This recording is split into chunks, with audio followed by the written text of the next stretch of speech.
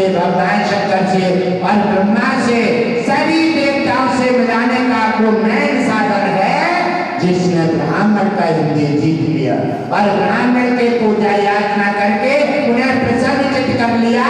तो समझ लो आप जो भी चाहोगे वही प्राप्त हो जाएगा। ये वो पूंजी है कि 7 जन्म तक तुम्हारे जीवन के साथ रहती है। जीवन किसी भी योनि में चली जाए, क्योंकि ये जो मानव जीवन है ये कर्म योनि है। मानव जीवन जो है वो कर्म योनि है और पशु पक्षी है भोग योनि है। और भोग योनि में आकर के हम नाना प्रकार से संकटों को देते हैं और जीव जंतुओं को सदा करके परेशान करते हैं, जीवों पर अपराध करते हैं और जीवों को हम नाना प्रकार से पीड़ित करके और उन्हें अपना आहार बना देते हैं। भगवान विष्णु कहते हैं कि हे मानव, हमने तुम्हारी रचना देवता की और राक्षस की अलग अलग करके भेजी है। भगवान विष्णु ने भी देवता और राक्षस अलग अलग बनाए हैं। राक्षसों का खान पान क्या है? जीवों का परेशान करना, मांस मदिरा, अत्याचार, छल कपट, धोखा, गद्दारी, बेईमानी, ये उनका पेशा है। अब ये उनके पेशे में कहां चले गए? अब उनका पेशा समझ करके, क्योंकि संगत का बहुत बड़ा फर्क पड़ जाता है। संगत से गुण उपजे, कुसंग से गुण जाए, वास बांस और मिश्री, एक ही भाव बिकाए। संगत का बहुत बड़ा फर्क पड़ता है। अगर आज तुम किसी पीने वाले के पास बैठने लगोगे, आज नहीं तो कल असर आ जाएगा। आपकी उसकी सुगंध जब तुम्हारे मस्तक पर जाएगी, बार बार आज नहीं तो कल जरूर सीख जाओगे। इसी प्रकार आप नहीं समझ पाओगे कि तुम देवता हो। मानव हिंदू समाज ये देवताओं की श्रेणी में आता है, देवताओं की श्रेणी में आता है। आप देवताओं से भी महान हैं, लेकिन आज देवताओं से आप फरियाद करते हैं। क्यों? क्या आप अपनी पावर को खो बैठे हैं? आप तरह तरह के अपने छल कपट, धोखा, गद्दारी में राक्षसों के पेशा अपना चुके हैं। क्योंकि छल कपट, धोखा, दलाली, गद्दारी किनका पेशा है? राक्षसों का।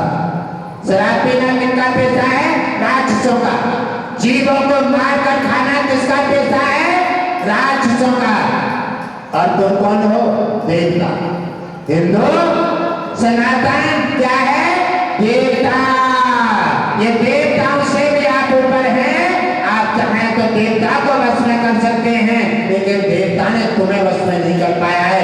तुम्हें दिया है तो तुम्हारे कर्म कांड में तुम्हें वश में कर दिया है। इसी प्रकार हम नाना प्रकार की समस्याओं को प्राप्त हो रहे हैं, लेकिन फिर भी नहीं हट रही। हम मन्नतें मांग रहे हैं, हम गंगा गा रहे हैं, हम प्रसाद चढ़ा रहे हैं, लेकिन कहां? यहां से केवल प्रसाद नहीं, केवल आपने अपना कामयाबी के लिए किया। और अगर हृदय से प्रसाद चढ़ा दो और हृदय से एक बार नाम ले लो, तुम्हारी समस्या हल हो जाएगी और तुम्हारा कल्याण होगा। घटघट काशी जी कहते हैं, घटघट काशी जी कहते हैं कि समस्या कोई भी हो, आरी हो, बीमारी हो, कैंसर हो, शुगर हो, टीबी हो, पथरी हो, हवा बाधा हो, नशीले पदार्थ हो, समस्या कोई भी हो, आप भगवान विष्णु और ब्राह्मण के सेवक बन जाओ। छल कपट त्याग दो और हम कहते हैं ब्राह्मण गुरु के सेवक बन जाओ और भगवान विष्णु की याचना करो। और हम तुम्हें कारण भी देते हैं, हमारे कहने के हिसाब से, भाव के साथ और नियम का पालन करो। हम कारण भी देते हैं। अरे हारे बीमारी का छोड़ दो, छोटी चीज है। कैंसर है, शुगर है, बीपी है, पथरी, चाहे पित्त की थैली में हो और चाहे गुर्दे में हो, कहीं भी हो, गारंटी के साथ बहाल कर दी जाएगी। आपको हर बीमारी, हर समस्या से हटा करके आजाद कर दिया जाएगा। अरे जो तो छोटी समस्या है, अगर नोटिस आ जाए यमराज का तो कह देते हैं कि यमराज का विधान है, और विधान के अनुसार ही यमराज लेता है। और जिसका यमराज के नोटिस में किसी का नाम आ गया, उसे कोई बचाने वाला धरती पर नहीं है। इसको तुम समझ नहीं पाए, है धरती पर बचाने वाला। घटघट वासी जी ने लगभग एक 1.5 लाख बचा करके आजाद कर दिए हैं। है ब्राह्मण साधु, है ब्राह्मण परिवार, है ब्राह्मण आत्मा, वो चाहे तो भगवान का हाथ पकड़ सकते हैं और भगवान के लिखे को काट करके और अपना लिख देते हैं। ये ठीक नहीं है और ये ठीक है, ये मान्य किया जाए। और भगवान विष्णु कहते हैं कि मेरे में कहाँ साहस है जब ब्राह्मण गुरु के लिखे को और मैं काट सकूं, मैं उनकी आज्ञा का उल्लंघन कर सकूं, और मैं किसी प्रकार से उनकी आज्ञा का उल्लंघन नहीं कर सकता, तो भगवान विष्णु उनकी आज्ञा का उल्लंघन नहीं कर सकते कि तो फिर यमराज में कहां से साहस रखा है। मेरे प्यारे भक्तों, हमारा जो आश्रम बरेली में है और जो हमारे भक्त आए हैं उन्हें तो जानकारी में है। हमारे यहाँ एक सेवक हैं जिनका नाम है ज्ञानी जी। ज्ञानी जी हैं, वो रहने वाले नवाबगंज कमुआ बरेली के हैं। और नवाबगंज में हमारा सत्संग हुआ और वहीं उन्होंने सत्संग से जुड़ान किया। और वो अपने दिमाग के हैं, उनके दिमाग में जो भर जाता है वो अपनी करके तुम्हारी नहीं मानती। और गुरुदेव ने कहा कि हम बताएं, ब्राह्मण का और भगवान विष्णु का बताया हुआ आदर करो, और तुम्हारी समस्या कोई भी हो, यमराज के भी हाथ में से बचा करके हम तुम्हें आजाद कर देंगे। इतने में सोचने लगे से बढ़िया कौन सी बात है। आज तक जिसको नंबर आ गया वो बचा ही नहीं है, और यही एक साधन है कि यहाँ बच सकते हैं। उन्होंने नामदान ले लिया और नामदान लेकर के वो 1 साल, 2 साल, 3 साल, 4 साल आराम से उन्होंने घर अपना कामकाज किया। एक समय क्या हुआ कि तकलीफ बन जाती है, और तकलीफ बनते ही उनका जीवन अंत हो जाता है। और जीवन जब अंत हो गया, अंत होता है तो दुनिया वाले क्या करते हैं, जिस दुनिया वाले के लिए भगवान छोड़ दो, पूजा छोड़ दो, सत्संग छोड़ दो, धर्म छोड़ दो और वादा करके आए वो कर्म छोड़ दो। काय के लिए? बेटा बेटी, गाड़ी बंगला, महिला धुमेला में जुटे रहो, और जा दिन हरि निकलेगा, हरि चादर निकलेगा, तादिन दुनिया वाले वाटा सा ठंडा लग करके और तुम्हारी राख बना देंगे। उसी समय उन्होंने, और कितना भी कीमती बैठ हो, जैसे हरे निकलता है और ऐसे खींच के नीचे डाल देते हैं। उसी समय उन्होंने देखा कि रोबा चिल्लाए करने लगे, उन्हें जमीन पर ले लेते हैं। और यमराज घट बाजी की काया बल्कि संत हैं, सारे दिन शरीर में रहते हैं, और जब समय मिलता है तो शरीर छोड़ करके भ्रमण करते हैं और लौट करके शरीर में फिर दाखिल हो जाते हैं। इसलिए जाकर के 5 बजे का समय है, और उन्होंने देखा कि बकरी के बच्चे की तरह बगल में यमराज दवाई ले जा रहा है यमदूत, और वो चीखते जा रहे हैं, गुरुदेव आपने तो वायदा किए थे और इसलिए हमने नामदान लिए थे, आपने कहा था यमराज से भी बचाएंगे, और इसलिए हमने इसलिए हमने नाम दान ले लिए। अरे हे गुरुदेव हमारी सहायता करो। इसी प्रकार से गुरु चीखती जा रही है और गुरुदेव ने जैसे जानकारी में आते हैं और गुरुदेव ने जाकर दूसरी मंजिल पर शरीर को छोड़ दिया और निकल जाते हैं। जाकर के और रोक लिया माधव ने, कहा ठहरो। यमराज ने जब देखा और वही ठहर गया, कहां ले जाते हुए? महाराज इनका समय आ गया है, बहुत सुंदर बात है तुम्हारी। नियम नीति का देवताओं और मानव को पालन करना चाहिए। सबसे श्रेष्ठ पहली पूजा है ब्राह्मण की, क्योंकि ब्राह्मण धरती का देवता है। और जब ब्राह्मण की पूजा छोड़ करके और देवताओं की पूजा करने लगते हैं, अब तभी संकट कलाई पकड़ के पटक पटक करके सही कर देते हैं। तो ये कमी तो स्वयं अपने की है। उन्होंने कहा, हमने कहा ठीक है आप नियम का पालन करते हैं, बड़ी सुंदर बात है तुम्हारी।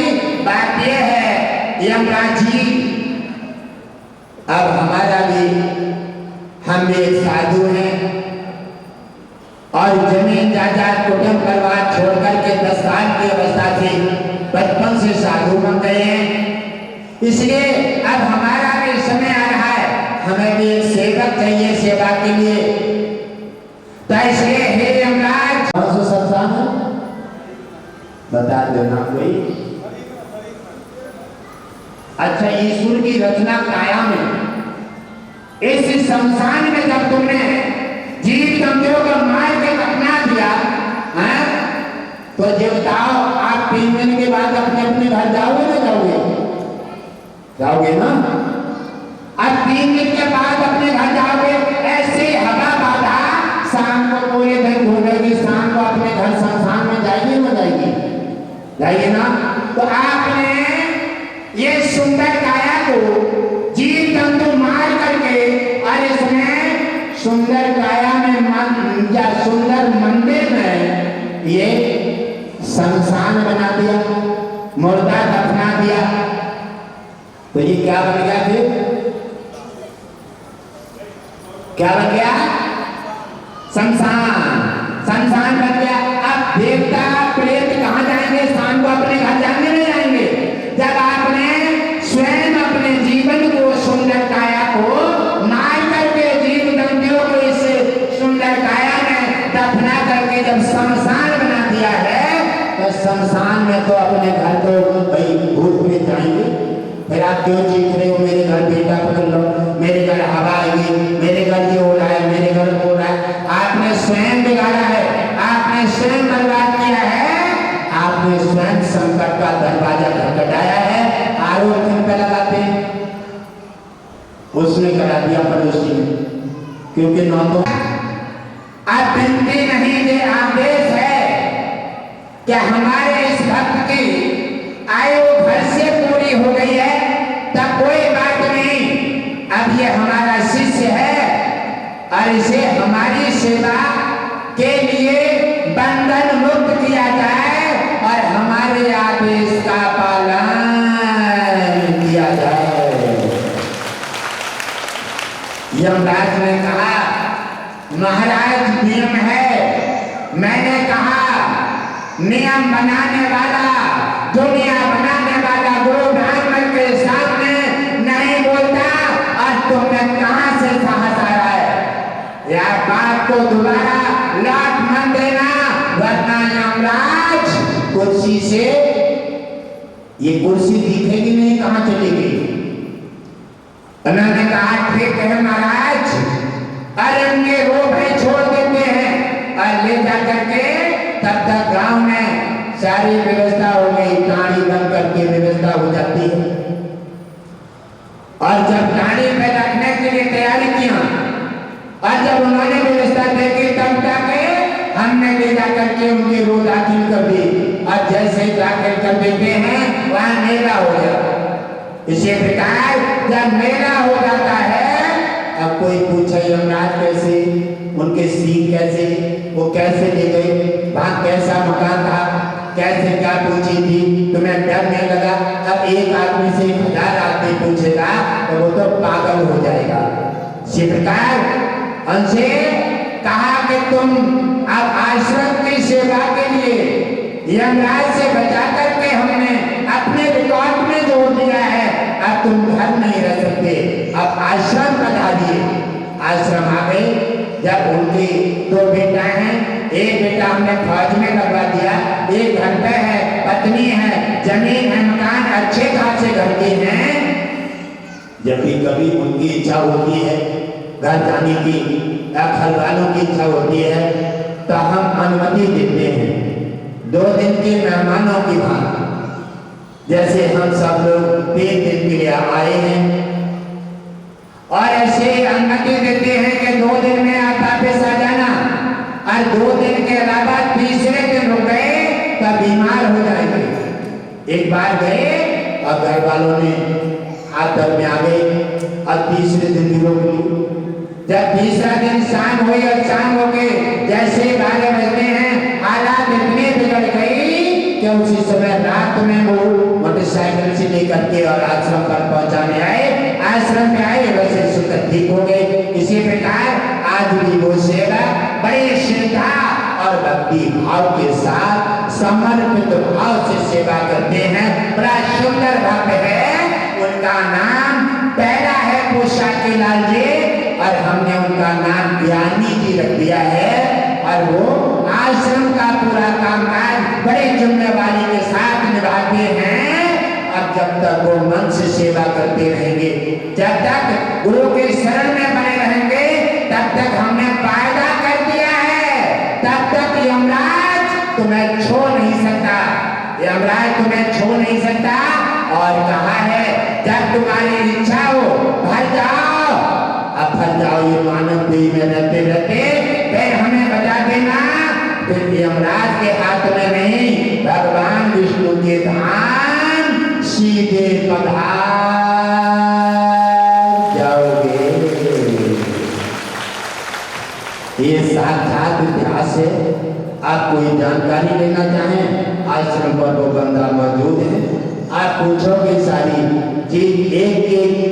हमारे यमराज की जब बात हो रही है वो सब सुन रहे हैं और उन्हें आज सारी चीजें याद हैं। वो सारी बातें बता करके और जीवन में सभी को प्रेरित करना चाहते हैं कि गुरु के समर्पित भाव से सेवा करो, सत्संग में समर्पित भाव से आओ, छल कपट छोड़ के आओ। कहा है संत मिलन को चाहिए तज माया अभिमान, जो जो पग आगे बढ़े कौटन समान। ब्राह्मण समर्पित और सत्संग में, तीर्थ में, सत्संग में समर्पित भाव से जहाँ पर जाओ उन्हीं का गुणगान करते जाओ।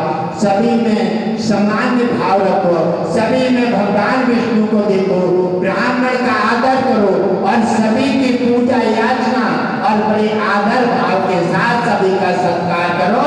तुम्हारा संपूर्ण समाधान होगा।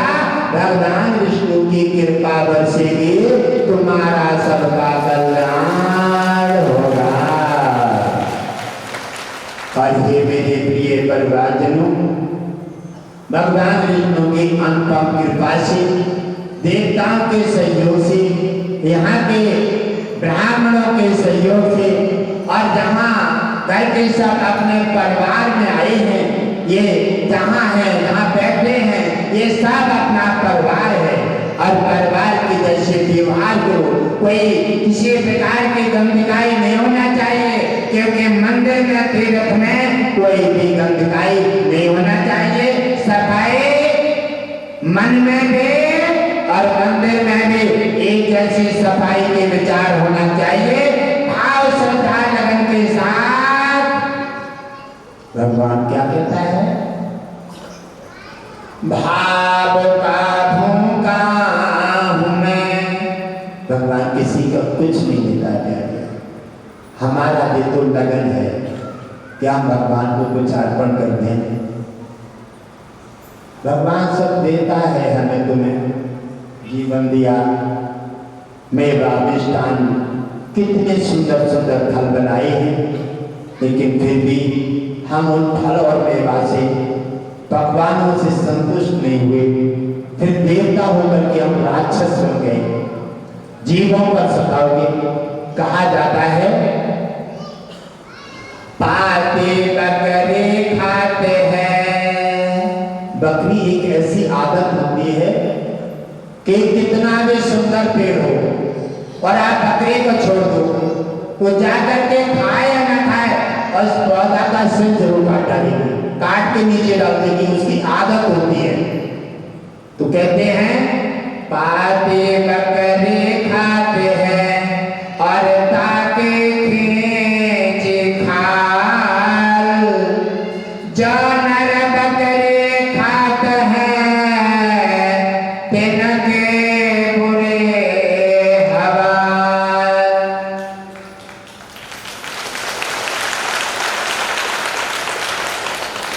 जो नर बकरी को खा जाते हैं उनका बुरा हवाल है।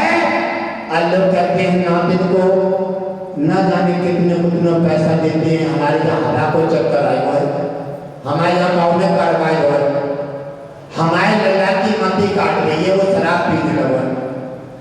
इसी चक्कर में आकर के बड़ा बड़ा पैसा बर्बाद करते हैं, लगातार देते हैं, लेकिन अपने को नहीं संभालते और नौते बराबरों के पास लुट जाते हैं। नौते बराबरों के पास कुछ नहीं, वो कहते हैं मुर्गा चलाओ, बकरा चलाओ और नाना प्रकार के आप पुण्य तो नहीं कराया और अपराध में डाल देते हैं। अच्छा ये बताओ, मरे हुए व्यक्ति का घर कहाँ है? जैसे जीव जंतु दानव मानव जब जी मर करके समाप्त होते कहाँ ले जाए जाते हैं? शमशान में। क्योंकि मुर्दा का घर कौन सा है? शमशान। ठीक है, शमशान में ले गए और मर जाने के बाद यहाँ कोई नहीं रहेगा। कोई कितनी भी उम्मीद कर लो, एक न एक दिन ये दुनिया छोड़ना पड़ेगी।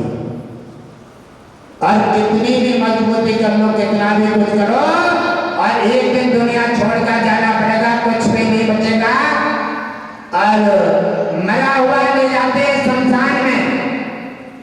और जो लोग खाने पीने वाले हैं, जीवों को सताते हैं, जैसे आज गांव कसी चरम सीमा पर है, गांव कसी चरम सीमा पर है।